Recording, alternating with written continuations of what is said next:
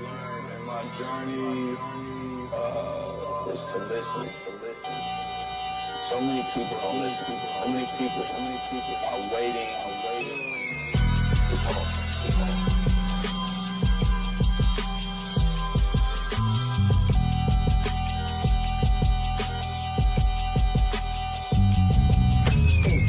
What up, dog? What up, my dog? Man, we at it. What's good, family? How you doing? I see you done brought me all the way out here to LA, man. Man, perfect timing, remarkable alignment. I really appreciate it. It's been a pleasure, bro. All right, so let's hop right into this interview, man. No doubt. Welcome to Behind the Lens. Yo, so tell us a little bit about yourself. Give us a brief description. Man, Chef Jesse, man, born and raised in Pontiac, Michigan. Got a lot of Detroit flavor in me too.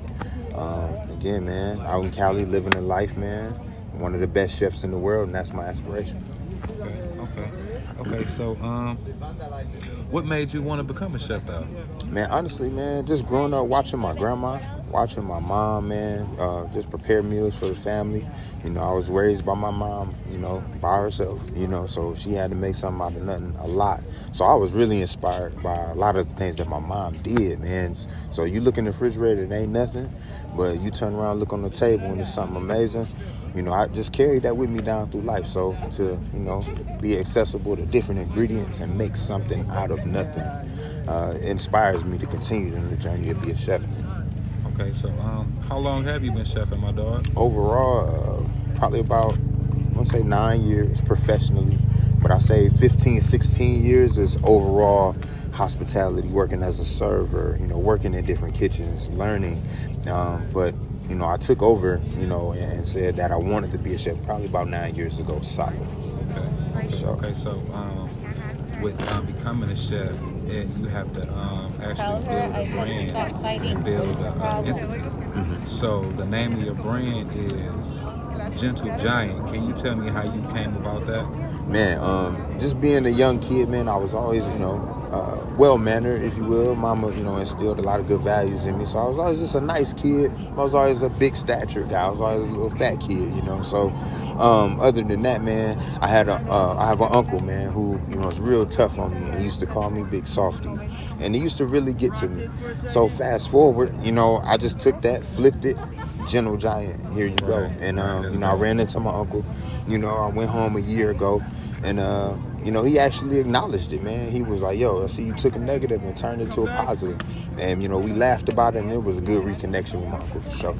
Okay, that's dope. Yes, sir. So with all that being said,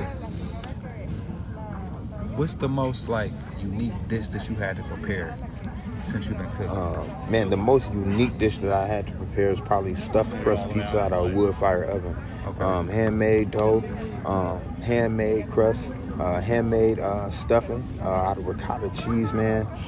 Toppings, I used salmon, capers, a little bit of Parmesan cheese, and it was a white base out of a wood fire oven. Again, the techniques that come with that, man, is more than just making stuffed crust pizza. So I can show you better than I can tell you. Man. It sounds so simple. You know yeah, no, definitely dope. a mind blower for sure.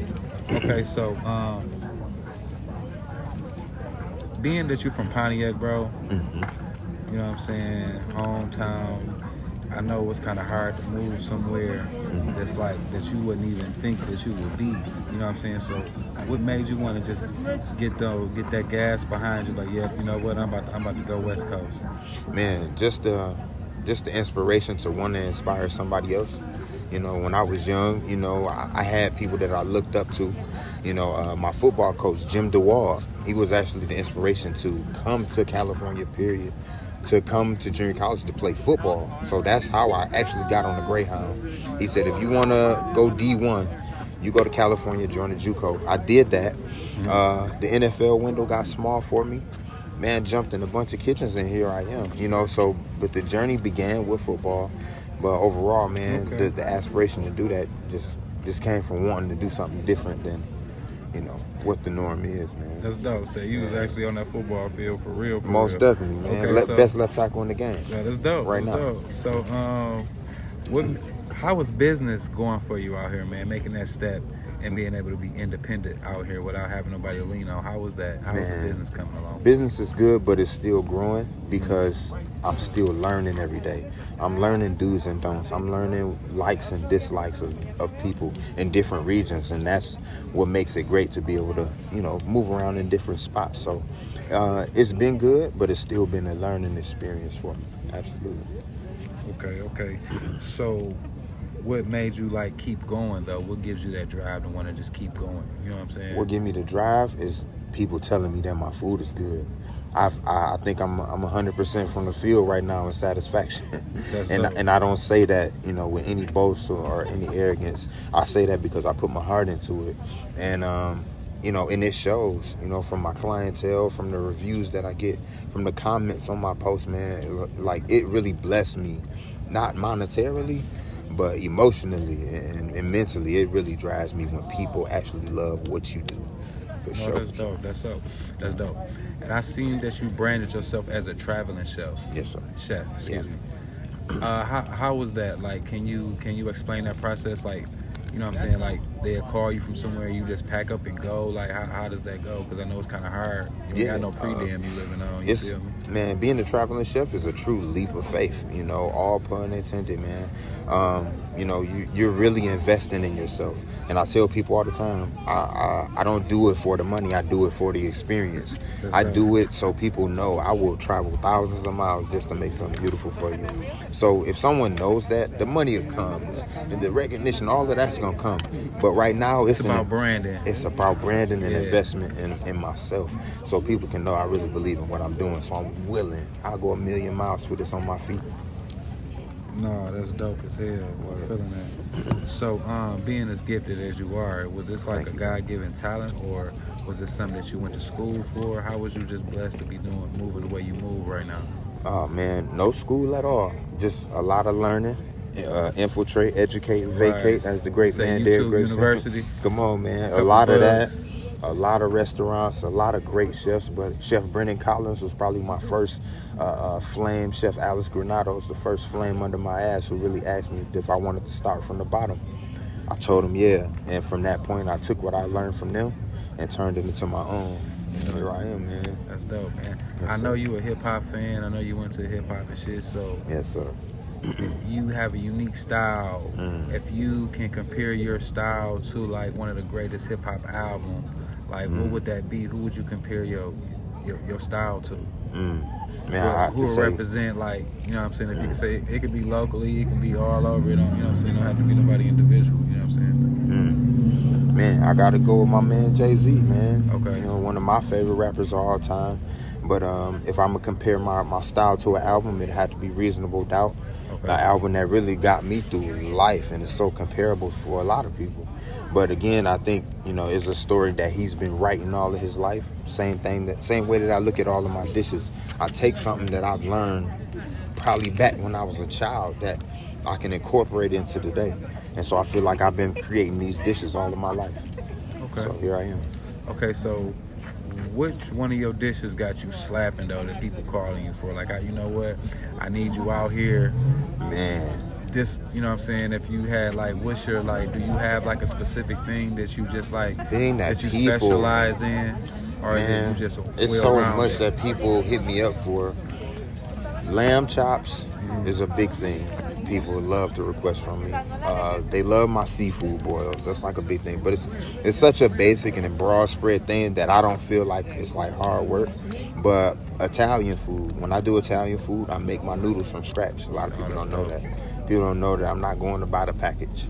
You know what I mean? I'm really making the dough, rolling it out, but I don't show that part. You know what I mean? So it's a lot that you don't see. But I would say my Italian dishes and my crispy Vader eggs. Okay. Man, deep fried deviled eggs. Those are fire. I don't eat deviled eggs. That's dope. Man. That's dope. Sound dope. Man, okay, shout out to my man Bings B. Yeah, Big Bings. He gonna definitely love that. Man. Where do you see yourself 5 years from now, my dog? 5 years from now, I definitely want to own 2 restaurants, man. One catered, it's like a breakfast brunch situation, but that I want to own a restaurant named after my mother. Her name is Donna, but I want it to be named La Donna, which is the beautiful. So You know, that's my goal right now. I'm in the midst of business planning. You know, God just told me the other day, man, business planning, start doing it down to the color of the carpet. And so, next 5 years, I want to have that popping and cut the ribbon. So what advice do you got for the next up-and-coming Jesse Holmes that want to be a chef, man? Man, next up-and-coming Jesse Holmes, man, listen here. Believe in yourself, first of all. Believe in yourself. And stay consistent and work on your craft every day. I don't care if you just put flour and water together with a little bit of salt and figuring out what the measurements of dough is. Work on it. You know what I'm saying? Figure out how to put a steak on the grill and not touch it and turn it in perfect timing. So I'm saying work on the little things that's going to keep you interested in cooking. Other than that, you're just going to be doing it as a job. I do it because I love it. Okay. So if we want to reach you, man, how can we reach you, my dog? Man, you can join me on Instagram at Gentle Giant Chef Service. Just how it sounds, man. Gentle Giant Chef Service. Also on Facebook, Gentle Giant Chef Service. Man, enjoying the journey, baby. It's the journey through Holmes. I see you certified, baby. Believe that, man. Shout out to my man, Big Dak. The last interview that you did, man, with him was so inspirational. There's another outside of food who is another inspiration to me, man, who, you know, turned nothing into something. Let's talk about food. And look at this, some of the best feeling attire that big fellas can wear. And that's what he want to cater to. So look at me, 6'6", 280, and I look good in it. So, you know. So we're at this historic place, man. Where we at, dog? Man, right now we're at the Griffith Observatory, man. Behind us is the Hollywood sign, man. Right now, you know, a lot is shut down, but right now we unfolding and opening up, man, and it's becoming beautiful. So I'm so grateful to have my people here, man.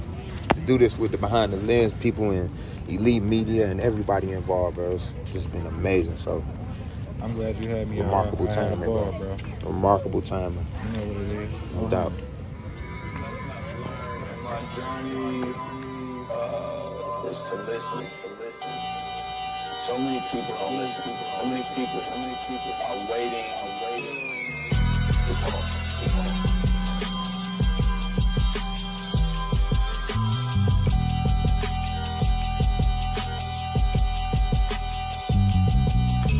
Let a person get their whole thought out.